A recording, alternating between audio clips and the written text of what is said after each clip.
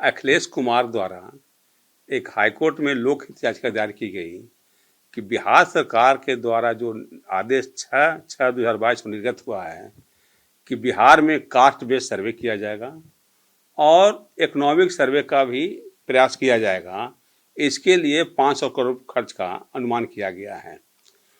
तो हम लोग का मूल मुद्दा ये है कि कास्ट बेस्ड सर्वे कोई गवर्नमेंट ने न रूल बनाया, न एक्ट बनाया, न कोई रेगुलेशन फ्रेम किया। इसके बदले भारत सरकार के इंडियन लिस्ट में एंट्री नंबर 69 में वर्णित है सेंसस, जो भारत सरकार को ही पावर है कि देश में या देश के किसी भाग में सेंसस के लिए section 3 of the census act 1948 and rule 6A of Bihar census rule 1990 के तहत गजट नोटिफिकेशन करेगी और वो पदाधिकारियों को नामित करेगी कि इसमें कौन कौन काम करेंगे।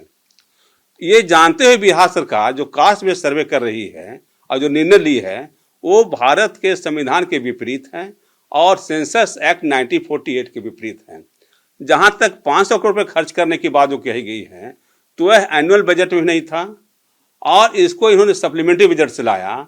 इस संबंध में मेरा कहना यह है कि जिस समय निर्णय लिया गया था 6/6/22 को, उस समय आपका 500 करोड़ खर्च करने की बात कही गई थी, वह न आपका एनुअल बजट में था, इसलिए निर्णय गलत है। आप जो कंसोलिडेटेड फंड जो बिहार सरकार बिहार कंटिजेंसी फंड एक्ट 1950 जो क्रिएट की है उसके तहत केवल अनफोर्सिन एक्सपेंडिचर के खर्च कर सकते हैं। अब कास्ट बेस्ड सर्वे का जो खर्च होगा वह अनफोर्सिन एक्सपेंडिचर में नहीं आता है।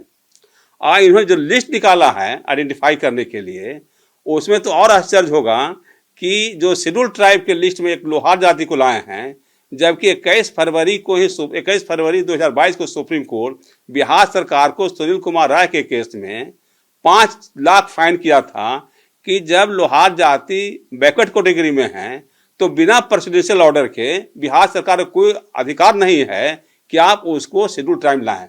इस बात को जानते हुए भी अभी जो लिस्ट निकाले हैं कास्ट का आइडेंटिफाई करने के लिए कास्ट बेस्ड सर्वे में, तो लोहार को उन्होंने शेड्यूल ट्राइब में ले आया। दूसरी बात कि कास्ट जाति जो एक होते हैं उनको 4 भागों में बांट दिया इन्होंने। ये कैसे कर सकते हैं? जेंडर की बात होती है तो जेंडर को इन्होंने एक जाति माना है, कभी हो नहीं सकता है, इसलिए हर जाति के लोग का जेंडर में है।